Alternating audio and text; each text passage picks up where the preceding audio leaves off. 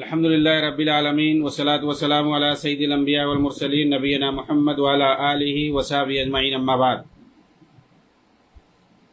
محترم ناظرین کرام، پچھلے درس کے اندر حماسیوں کی طرف سے جو فتن و فساد جہاد اور دین کے نام پہ پھیلایا جا رہا ہے اخوانیوں کی طرف سے، اور اس کا سپورٹ کرتے ہیں یہ لوگ جو دین کے اصولوں سے بے خبر ہوتے ہیں۔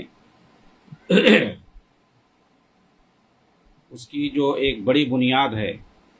شیخ سعادت ذاتری حفظہ اللہ اپنی اس کتاب کے اندر بیان کرتے ہیں کہ یہ دراصل جو کتاب و سنت کے ماہر علماء ہوتے ہیں ان سے یہ دوری اختیار کرتے ہیں، بلکہ یہ ان کے خلاف پروپیگنڈا کرتے ہیں۔ کیوں؟ اس لیے کہ یہ ان کی حقیقت کو کھولتے ہیں اور انہیں ایکسپوز کرتے ہیں، اس لیے ان سے وہ دور رہتے ہیں اور لوگوں کا بھروسہ بھی ان پر سے ہٹاتے ہیں۔ یہ ایک تو خود دور ہو جاتے ہیں کتاب و سنت سے، علماء ربانیین سے دور ہونے اور ان پر طعن و تشنیع کرنے، انہیں بدنام کرنے کی وجہ سے، اور اس کا نتیجہ یہ ہوتا ہے کہ یہ گمراہوں اور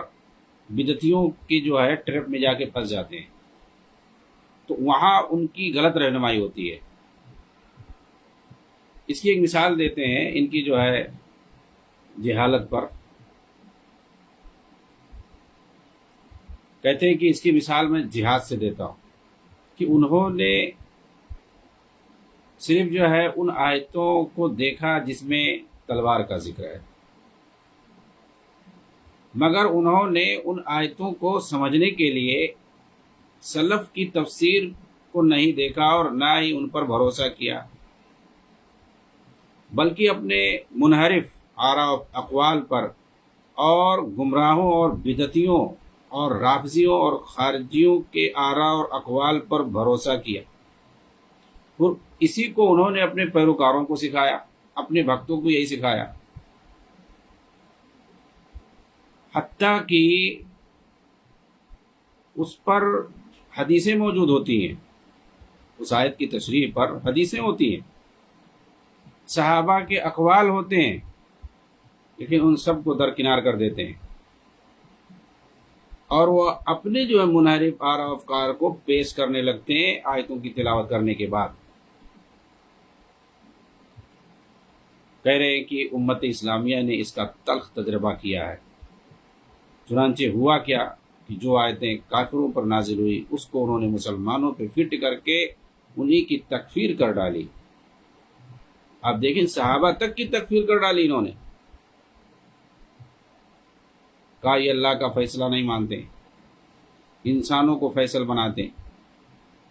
اللہ کو حاکم نہیں مانتے، انسان کو حاکم مانتے ہیں۔ یہی کہہ کر کے انہوں نے حضرت علی کی تکفیر کی، حضرت معاویہ کی تکفیر کی، ابو موسیٰ اشعری اور بڑے بڑے صحابہ کی تکفیر کر ڈالی۔ اور آج بھی اسی فکر کی تنظیمیں قائم ہیں جو کہتے ہیں کہ جو ہے اللہ کا قانون نہیں چل رہا، اللہ کو حاکم نہیں مانا جا رہا ہے، انسانوں کو لوگوں نے حاکم بنا لیا ہے، انسانوں کو لوگوں نے اپنا معبود بنا لیا ہے، اس طرح کہہ کر کے تکفیر کرتے ہیں۔ وہی چیز سے وہی جو خوارج صحابہ کے زمانے میں تھے، حضرت علی کے زمانے میں جو خوارج تھے، ان کا جو نظریہ تھا آج وہی نظریہ لوگوں کے یہاں پایا جا رہا ہے، ان خارجی تنظیموں اور جماعتوں کے یہاں۔ یہ جہالت کا نتیجہ ہے۔ حضرت ابن عباس نے ان سے کہا تھا مناظرہ کرتے ہوئے کہ الحمدللہ تمہارے درمیان کوئی صحابی نہیں ہے، یعنی کوئی عالم نہیں ہے، ان کے کہنے کا مطلب تھا سب تمہارے یہاں جوہلا ہے، سرفرے نوجوان ہیں۔ اور شکریہ ادا کیا، کہا میں جہاں سے آیا ہوں وہاں صحابہ کے پاس سے آیا ہوں، علماء اور فقہا کے پاس سے آیا ہوں، وہاں پر جو ہے فقہا امت کے علماء موجود ہیں، تمہارے درمیان کوئی عالم نہیں ہے، کوئی صحابی نہیں ہے، الحمدللہ۔ پھر ایک ایک کر کے انہوں نے اپنے اعتراضات رکھے، اپنے شبہات رکھے، حضرت ابن عباس رضی اللہ تعالیٰ عنہما نے ان کے تمام شبہات کا جواب دے دیا قرآن کی آیتوں سے اور حدیثوں سے۔ تو کچھ نے توبہ کر لیا، اور جو بالکل اندھے تھے، جن کا دماغ الٹا تھا، جن کی کھوپڑی الٹی تھی، وہ نہیں مانے، اور پھر بعد میں انہوں نے امت مسلمہ پر قتل و خونریزی کی کے اندر ناحق جو ہے لوگوں کو مارا، صحابہ کی اولاد کو مارا، انہوں نے ناحق قتل کیا۔ تو حضرت علی نے دیکھا کہ یہ لوگ جو ہے زیادتی کر رہے ہیں اور اللہ کی زمین میں فساد مچا رہے ہیں، تو فساد مچانے کی وجہ سے خوارج سے لڑائی کی جاتی ہے، جی ہاں، ان کو مارا جاتا ہے۔ یہ فساد فی الارض کے ضمن میں یہ آتے ہیں، اور اسی لیے جو ہے ان کو کافر مرتد سمجھ کر کے نہیں جو ان سے قتال کیا جاتا ہے، بلکہ ان کو باغی اور ان کو جو ہے فسادی سمجھ کر کے ان سے لڑائی کی جاتی ہے، ان کو مارنا بھی صحیح ہے۔ اور ان کے تعلق سے حدیث میں بہت ہی سخت الفاظ آئے ہوئے ہیں۔ تو کہتے ہیں کہ یہ جہالت کی بنیاد پر خارجیت پیدا ہوتی ہے، اور یہ اسی اپنی جہالت کی وجہ سے قتل و خونریزی اور تباہی تک مچانے پر اتر جاتے ہیں۔ تو ایک طرف تو انہوں نے سیف کی آیتوں کو لے کر کے اور قتل و خونریزی مچانے ہی کو دین سمجھ لیا، جن آیتوں کے اندر ہے لڑائی کرنا، قتال کرنے کا ذکر ہے۔ اب وہ کس پس منظر میں ہے، کس اس کا جو ہے شان نزول کیا ہے، اور فقہا نے اور خاص طور سے مفسرین نے اور خاص طور سے صحابہ نے اور نبی پاک صلی اللہ علیہ وسلم نے اس کا کیا مطلب بتایا ہے اور کیا اس کی جو ہے تفسیر کی ہے، اس کی وضاحت کی ہے، اس سے قطعی نہ کرو، اس سے کچھ نہیں دیکھتے بھئی۔ اس کے علاوہ بھی دوسری حدیثیں ہیں، دوسری آیتیں ہیں، ان کو کس خانے میں رکھو گے؟ مطلب یہی ہے کہ ہر ایک کے اپنے اپنے حالات ہیں۔ اس کے بعد کہتے ہیں کہ انہوں نے ان آیتوں کے مقابلے میں عفو درگزر اور معافی، صلح، معاہدہ اور مصالحت کی آیتوں کو نہیں دیکھا۔ دونوں طرح کی آیتیں ہیں، مصالحت کی بھی آیت ہے، عفو درگزر کی بھی آیت ہے، معافی اور صلح کی بھی آیت ہے، معاہدہ کرنے کی بھی آیت ہے، دونوں طرح کی آیتیں ہیں۔ اس کا مطلب جو ہے یہ حالات کے اعتبار سے، حالات و ظروف کے اعتبار سے، حالات اور ظروف دیکھا جائے گا۔ اور اسی لیے جو ہے علماء امت نے اصول بنائے ہیں، جی ہاں، حالات و ظروف کے اعتبار سے حدیثیں اور آیتیں اس تعلق سے بھی ہے اور اس تعلق سے بھی ہے، تو یہ حالات پر مبنی ہے۔ طاقت کے حالات ہوں گے تو وہ ان آیتوں پر عمل ہوگا، کمزوری کے حالات ہوں گے تو ان پر عمل ہوگا۔ اپنے آپ کو آدمی کٹوائے گا نہیں، مروائے گا نہیں، اپنے آپ کو جو ہے ہلاکت میں ڈالے گا، خودکشی پر نہیں اترے گا، خودکش بمباری نہیں کرے گا، بہت ساری چیزیں ہیں، ان کے یہاں سب جائز ہے۔ کٹو، مرو، برباد ہو، اور خود برباد ہو، دوسروں کو بھی برباد کرو۔ تو یہ جو ہے جو کہ فقہا کا کام ہے، جو علماء امت کا کام ہے، کہ اصولوں کو جو پڑھ کر کے، کتاب و سنت کو سیکھ کر کے، اس میں وقت لگا کر کے جو دین کو سیکھتے ہیں اور لوگوں کو سکھاتے ہیں، انہوں نے جو ہے ظاہر سی بات ان کے پاس ٹائم بھی رہی ہے، یہ ادھر ادھر سے لٹریچر پڑھ کر کے اور تقریریں سن کر کے، جذباتی لوگوں کے تقریریں سن کر کے تو ہے یہ اپنے آپ کو مجاہد سمجھنے لگتے ہیں، فلسطین کا ڈی پی لگا لیں گے اور دو چار جو ہے گالی دے دیں گے عربوں کو، خاص طور سے سعودی عرب کو، پتہ چلے گا کہ بہت بڑا ہمدرد ہے، یہ بہت بڑا مجاہد ہے، بہت بڑا ہمدرد ہے فلسطینیوں کا۔ مسجد اقصی لگ رہا ہے کہ آزاد کرانے میں اس کا بہت بڑا ہاتھ ہے، بس ڈی پی لگا لے فلسطین کے جھنڈے کا، اور جو ہے دو چار گالی عربوں کو دے دے، خاص طور سے سعودی عرب کو گالی دے دے، تو اپنے آپ کو بہت بڑا وہ مجاہد سمجھتا ہے۔ جی ہاں، ان کے یہاں اصولوں کی جانکاری ہوتی نہیں ہے۔ وہی کہہ رہے ہیں شیخ، یہ فلسطینی ہے کتاب کے لکھنے والے، کہہ رہے بھائی دونوں طرح کی آیتیں ہیں، دونوں طرح کی حدیثیں ہیں، تو حالات اور ظروف کے اعتبار سے دیکھا جائے گا، ورنہ جب الٹا کرو گے تو کیا ہوگا معاملہ؟ تباہی اور بربادی ہی ہوگی، قتل و خونریزی ہوگی، فساد ہوگا۔ اور اسلام جو ہے یہ مصلحت پر مبنی ہے، مسالے، دنیاوی مسالے، اخروی مسالے، جان و مال کی حفاظت، عقل کی حفاظت، دین کی حفاظت، سب کی حفاظت کے لیے، تحفظ دینے کے لیے آئے، یہ فساد مچانے کے لیے نہیں آیا ہے۔ تو کہتے ہیں کہ شریعت کے جو قواعد اور ضوابط ہیں اس میں ان کو مہارت نہیں ہے، مسالے اور مفاسد کے اصولوں کو یہ سمجھتے نہیں ہیں، سد ذرائع اور ترجیحات کے پیمانوں کو یہ اپنے سامنے نہیں رکھتے ہیں، وعید کے نصوص کو لے کر وعدوں کے نصوص کو چھوڑ دیتے ہیں۔ اس طرح یہ خود گمراہ ہوتے ہیں اور دوسروں کو بھی گمراہ کرتے ہیں۔ اگر انہوں نے ایسے سنگین مسائل کو اہل بیت والے لوگوں کے اوپر چھوڑ دیا ہوتا، اہلیت والے لوگوں کے اوپر چھوڑ دیا ہوتا، جو صلاحیت والے ہیں، کتاب و سنت کو صحیح سے سمجھتے ہیں، اصول کی بات جانتے ہیں، ان کے اوپر چھوڑ دیا ہوتا اور خود جو ہے مفتی نہ بنے ہوتے اور اپنے جو متنازع امور معاملات ہیں ان تعلق سے کتاب و سنت کی طرف رجوع کرتے تو یہ آخرت کے ساتھ دنیوی سعادت بھی حاصل کر لیتے۔ اللہ تعالیٰ نے فرمایا وَإِذَا جَاءَهُمْ أَمْرٌ مِّنَ الْأَمْنِ أَوِ الْخَوْفِ أَذَاعُوا بِهِ وَلَوْ رَدُّوهُ إِلَى الرَّسُولِ وَإِلَى أُولِي الْأَمْرِ مِنْهُمْ لَعَلِمَهُ الَّذِينَ يَسْتَنبِطُونَهُ مِنْهُمْ وَلَوْلَا فَضْلُ اللَّهِ عَلَيْكُمْ وَرَحْمَتُهُ لَاتَّبَعْتُمُ الشَّيْطَانَ إِلَّا قَلِيلًا۔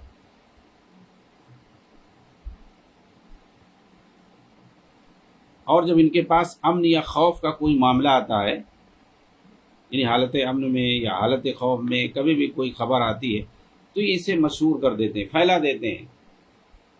تو افواہ پھیلانا، پروپیگنڈا کرنا، یہ ان کا کام ہوتا ہے۔ کہتے ہیں کہ اگر یہ اسی چیز کو ان کے پاس کوئی خبر آئی تو اسے رسول کی طرف، یہ منافقوں کے تعلق سے رسول کی طرف لوٹا دیتے یا اپنے حکم دینے والوں کی طرف لوٹا دیے تو اولو الامر کس کہتے ہیں؟ حاکموں کی طرف۔ اور اولو الامر سے مراد جو ہے، عام مفسرین کے الفاظ جا کر کے دیکھیں، ان کے اقوال دیکھیں تو اولو الامر جو ہے جن کی طرف معاملے کو لوٹانا ہے، یہ کون لوگ ہیں؟ امراء اور علماء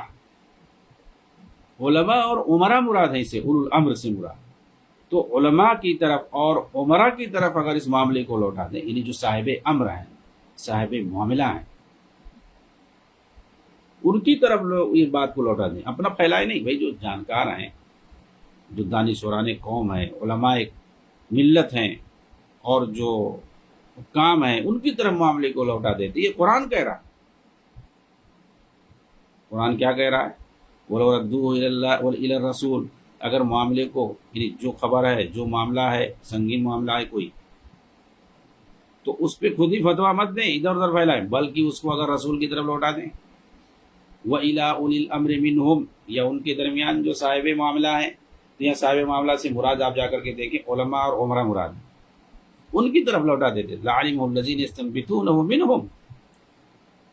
تو وہ لوگ اسے ضرور جان لیتے، سمجھ لیتے، جو ان میں سے اس کا اصل مطلب نکالنا جانتے ہیں۔ یستنبطونہ منہ، یعنی نصوص سے، کتاب و سنت کے نصوص سے جو مسائل کو استنباط کرنا جانتے ہیں، استناس کرنا جانتے ہیں اور سمجھتے ہیں کہ کوئی بھی حادثہ پیش آئے، کوئی بھی معاملہ پیش آئے تو اس کو کیسے کتاب و سنت کی روشنی میں حل کر سکتے ہیں۔ ظاہری کوئی دلیل نہیں ہمارے سامنے کہ صراحتاً کوئی دلیل ہو، صریح دلیل جسے کہتے ہیں، نص صریح منع کیا گیا اس کا ذکر ہے، لیکن جو ماہر علماء ہوتے ہیں کتاب و سنت کی اور وہ کتاب و سنت کے اصولوں کی جنہیں جانکاری ہوتی ہے، وہ لوگ جو ہے کتاب و سنت کے عام نصوص سے استناس کرتے ہیں، استنباط کرتے ہیں اور پیش آمدہ مسائل کا ان نصوص کی روشنی میں حل تلاش کرتے ہیں۔ تو ایسے جو ہے علماء کی طرف معاملات کو لوٹائیں تاکہ وہ اس کا مطلب نکالیں اور تاکہ وہ اس کو سمجھ کر کے بتائیں کہ یہاں ایسا کرنا چاہیے، یہاں ایسا نہیں کرنا چاہیے، ایسا کرنے میں تمہارے لیے خسارہ ہے دنیا آخرت میں، اور ایسا جب نہیں کرو گے تو ٹھیک ہے۔ تو یہ کس کا کام ہے؟ علماء کا کام ہے، علماء ربانیین کا کام ہے، جو کتاب و سنت کے ماہر ہوں، یعنی کہ خود ہی مفتی بننے سے۔ اچھا، یہ لوگ الٹا فتویٰ اصول بنا کے رکھیں، مجاہد کے تعلق سے کوئی عالم، کوئی مولوی فتویٰ نہیں دے سکتا۔ کہاں سے بھائی تم نے اصول بنائے؟ کوئی مجاہد بنتا ہے کیسے؟ کون فتویٰ دے گا؟ کس کی فتوے سے تم مجاہد بنے ہو؟ جہاد کرنے کے لیے کون سی شرط ہے؟ اس کے لیے طاقت شرط ہے، مسلمان ہونا، کوئی جو ہے جسمانی عیوب سے پاک ہونا، یعنی لنگڑا نہ ہو، اندھا نہ ہو، یعنی مطلب اس قابل ہو کہ وہ جو ہے لڑائی کر سکے، بس۔ یہ کون بتائے گا؟ یہ کون بتائے گا بھائی؟ یہ علماء بتائیں گے جو انبیاء کے وارث ہیں،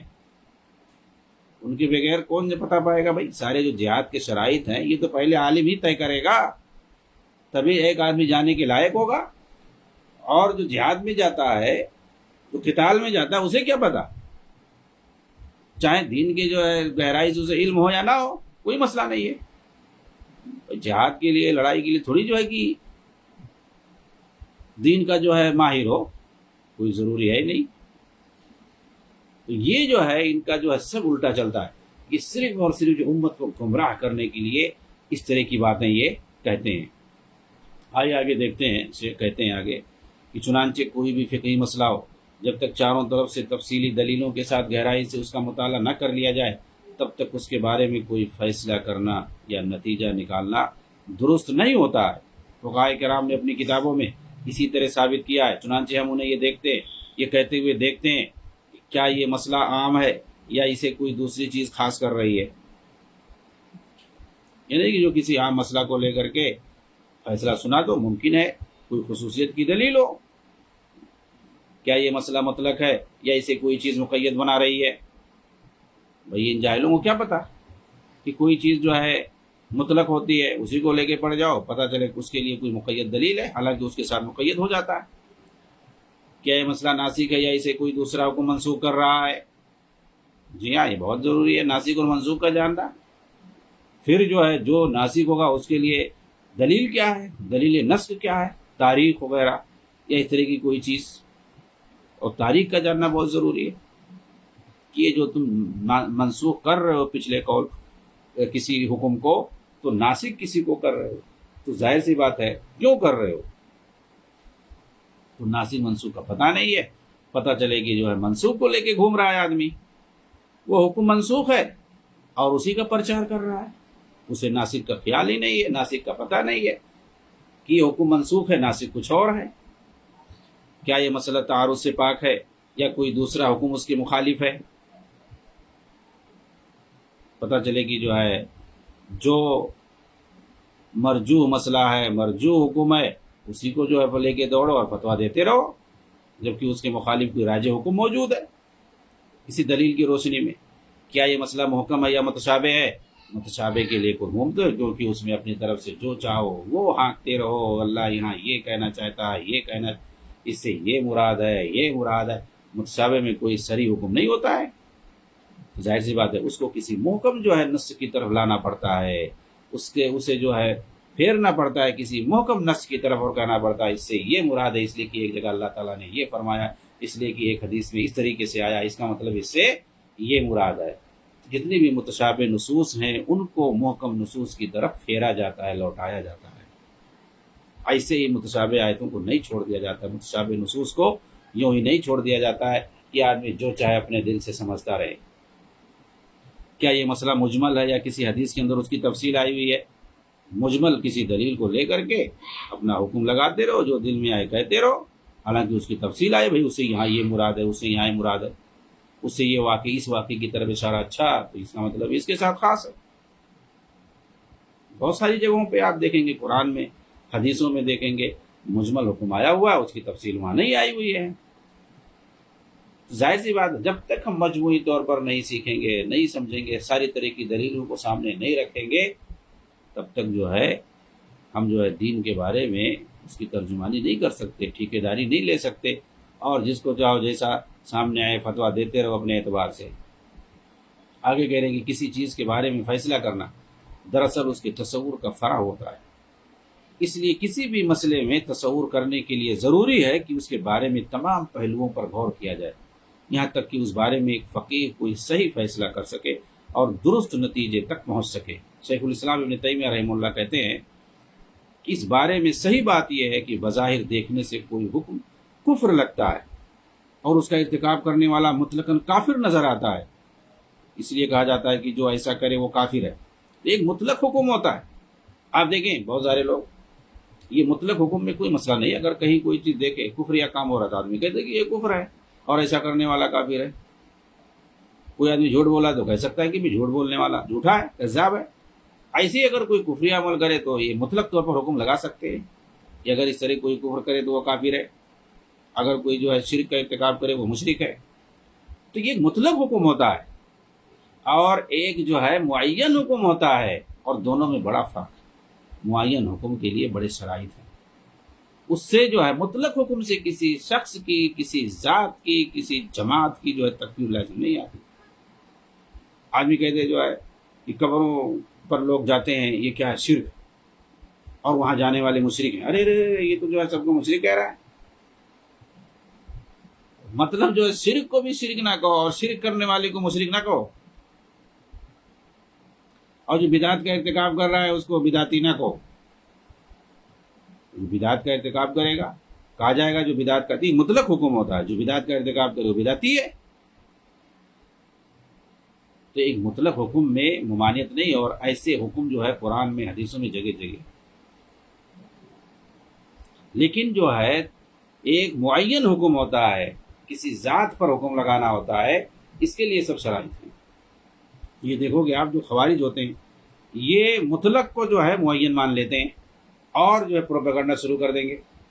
دیکھو ان لوگوں کا کام یہ ایسا کر رہے ہیں ویسا کر رہے ہیں، سب کو کافر کہہ رہے ہیں، سب کو مرتد کہہ رہے ہیں، سب کو بدعتی کہہ رہے ہیں، اپنے آپ کو بڑا سلفی بنتے ہیں۔ کیونکہ سلفیوں کا یہ اصول ہے بھائی کہ وہ جو ہے یہ تکفیر کے جو ہے مسئلے میں سب سے زیادہ محتاط ہوتے ہیں۔ خوارج کا کام دوسروں کو تکفیر کرنا، وہ تو گناہ کبیرہ پر بھی کافر کہہ دیتے ہیں، کہ اہل سنت اور سلفیوں کے یہاں ایسا نہیں ہے، اہل حدیث کے یہاں۔ اور یہ کسی جو ہے معین تکفیر یا معین جو ہے تبدیل کے لیے یہ بڑے کڑے شرائط رکھتے ہیں۔ جی ہاں،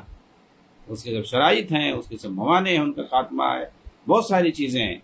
ایسے کسی کو ڈائریکٹ شرک کرتے ہوئے بھی اگر دیکھو تب بھی جو ہے اس کو نام لے کر کے اس کو نہیں کہہ سکتے، اس کے لیے شرائط ہوں، جب شرائط پورے ہوں گے تب کہہ سکتے ہیں۔ اچھا، بہت سے تو ایسے جاہل پڑے ہوئے کسی کو خارجی کہہ دو، خارجی جس کے اندر تو سمجھ لیتے ہیں کافر کہہ دیا۔ ارے خارجی تھوڑی کافر ہوتا ہے، خوارج مسلمان ہوتا ہے، اور اس سے فتنہ اور فساد کی وجہ سے لڑائی کی گئی ہے۔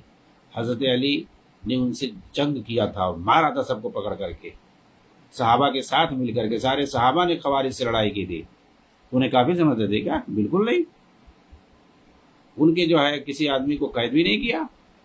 نہ کسی جو ہے لونڈی اور غلام بنایا، اور جو زخمی ہو اس کو چھوڑ دیا، قیدی بھی نہیں بنایا۔ کیوں نہیں بنایا بھائی؟ اگر کافر ہوتے تو بناتے سب۔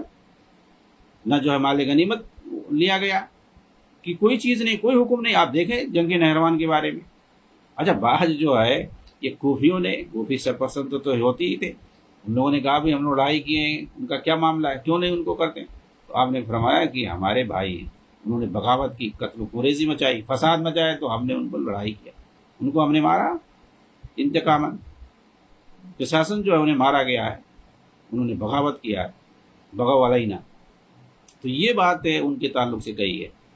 تو خوارج کو جو ہے، اچھا بعض حدیثوں سے ایسا سمجھ میں آ رہا ہے تو اس کو وعید پر معمول کیا جاتا ہے۔ بعض حدیثوں سے ایسا سمجھ میں آتا ہے کہ وہاں جو ہے خوارج کا جو ہے دین اسلام سے نکلنا ثابت آتا ہے، کہ خوارج اس کا مطلب دائرہ اسلام سے نکل گئے، جس کا مطلب مسلمان نہیں ہے، تو اس کو جو ہے وعید پر معمول کیا گیا۔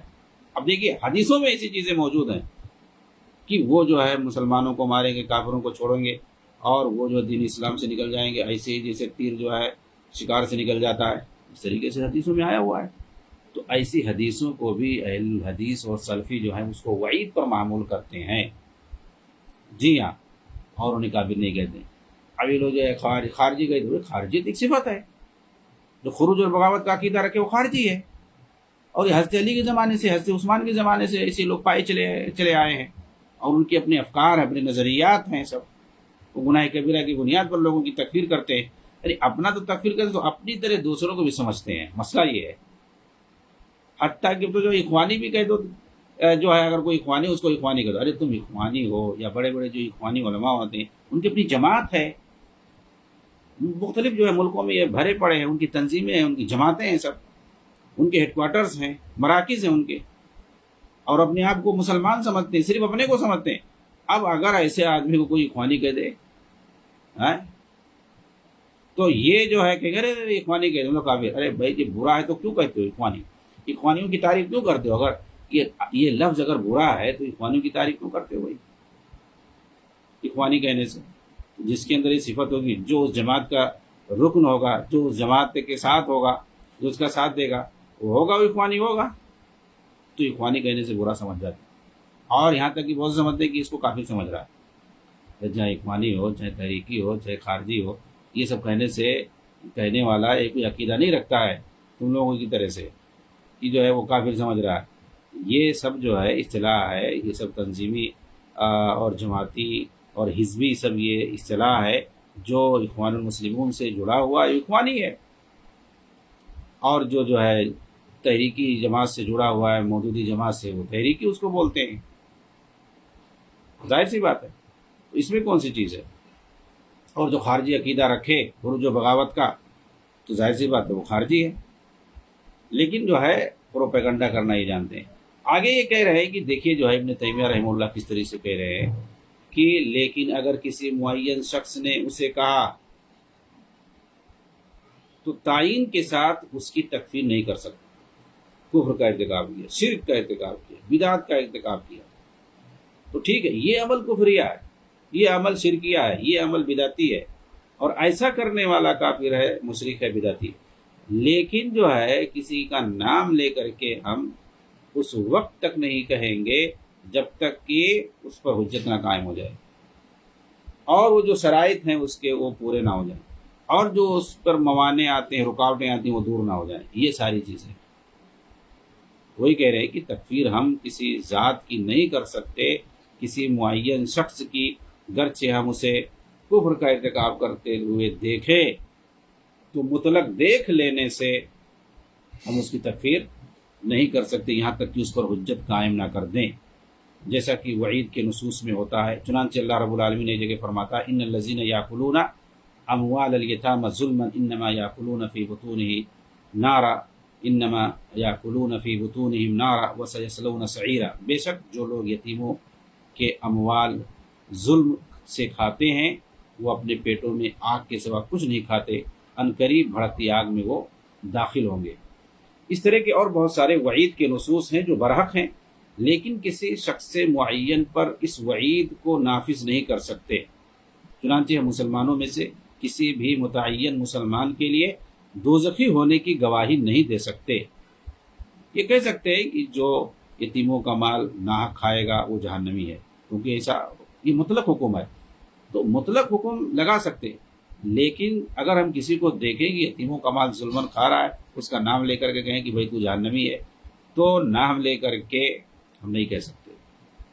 جب تک کہ حجت نہ قائم ہو جائے۔ ہو سکتا ہے وہ جو ہے معذور ہو سکتا ہے وہ مجبور ہو سکتا ہے وہ نادان ہو، جاہل ہو، نہیں جانتا حکم کو، ہو سکتا ہے وہ کوئی تعویل کر رہا ہو، تو بہت ساری وجوہات ہو سکتی ہیں اس کے۔ ہاں وہ جو ہے اگر اس کا یہ عقیدہ ہو کہ کچھ نہیں ہم کھائیں گے، ہر درمی ہو اور جانے کی یہ غلط ہے اور حجت اس پر قائم ہو جائے، اس کے بعد کہہ سکتے ہیں۔ اس وعید کو اس وقت نافذ کر سکتے ہیں جب حجت قائم ہو جائے پوری طریقے سے، بیچ میں کوئی رکاوٹ نہ رہے اور جو شرائط وہ پورے ہو جائیں۔ وہی کہہ رہے ہیں کہ جو ہے ہم کسی کو مسلمانوں میں اگر مسلمان ہے، مانتے ہیں کہ وہ مسلمان ہے،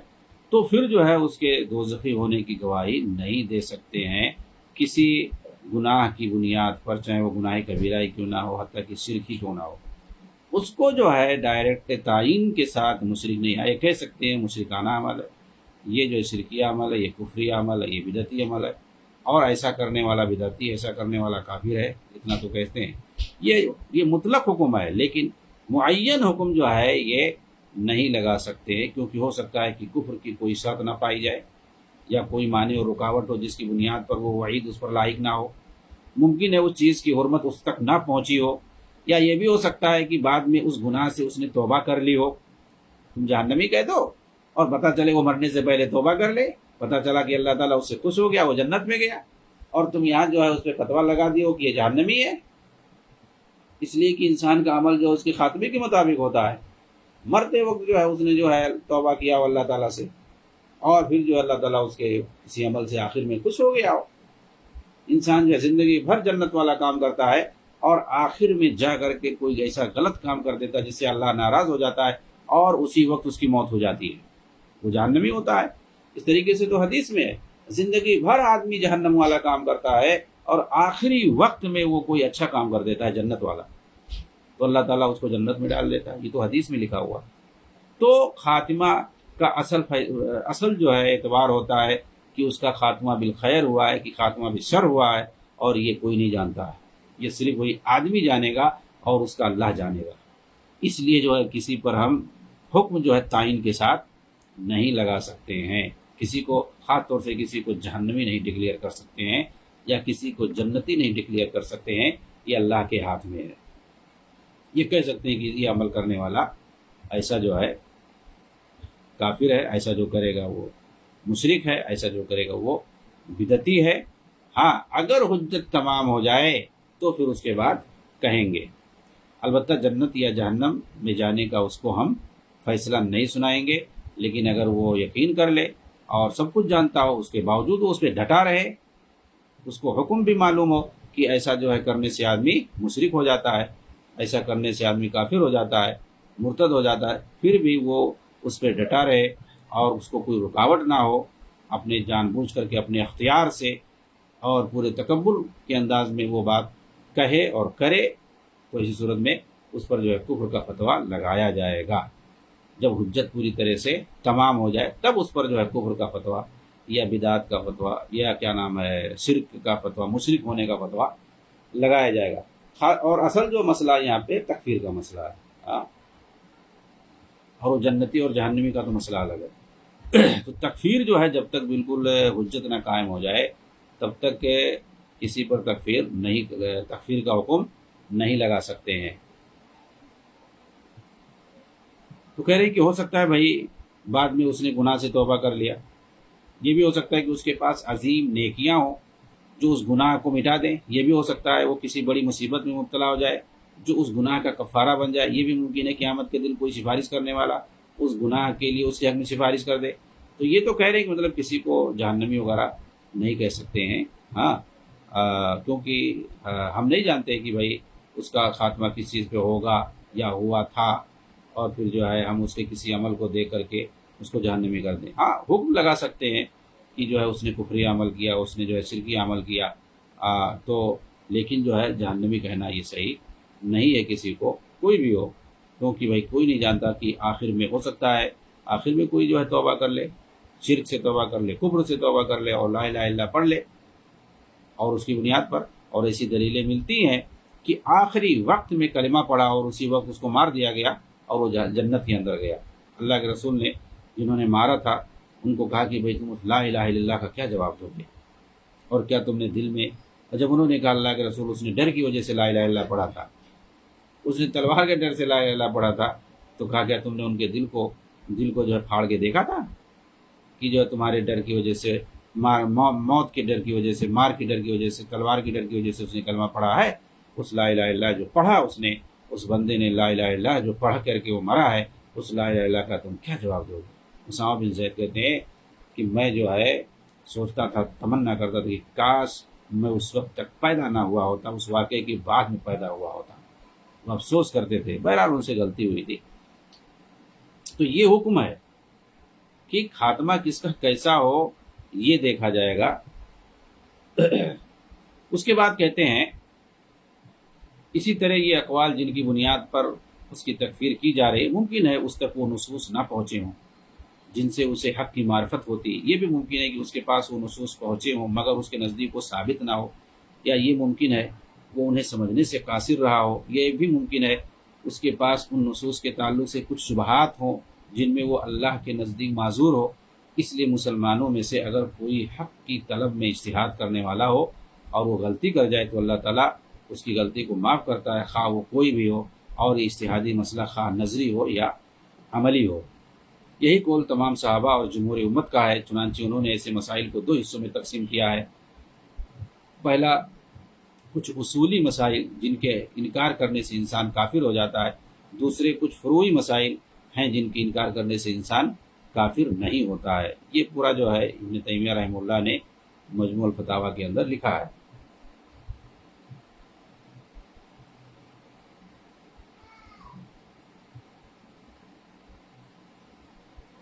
انشاءاللہ اس پر جو ہے مزید باتیں اگلے دروس میں پیش کی جائیں گی. اسی پر اکتفا کرتا ہوں. السلام علیکم ورحمۃ اللہ وبرکاتہ.